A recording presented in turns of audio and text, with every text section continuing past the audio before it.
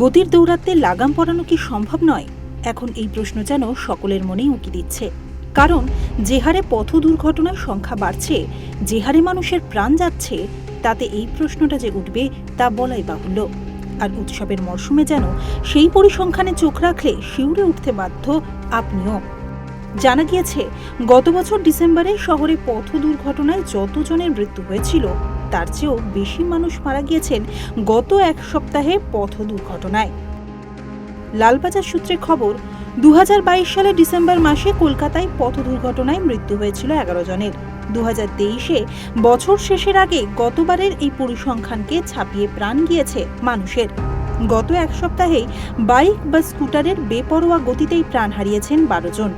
প্রতিটি রাস্তায় নজরদারি, নাকা তল্লাশি সবকিছুর পরেও এই পরিসংখ্যানে বাড়ছে উদ্বেগ। এই মুহূর্তে উৎসবের মেজাজে কলকাতাবাসী। 2023-কে বিদায় জানিয়ে নতুন বছরকে স্বাগত জানানোর জন্য মুখিয়ে রয়েছে সকলে। যে যার মতো উৎসবের আনন্দে মেতে উঠেছে। কিন্তু রাতের তিলোত্তমার রাস্তায় বেপরোয়া যানবাহনের গতির দৌরাত্ম্য প্রাণহানির ভয়কে যেন বাড়িয়ে দিচ্ছে।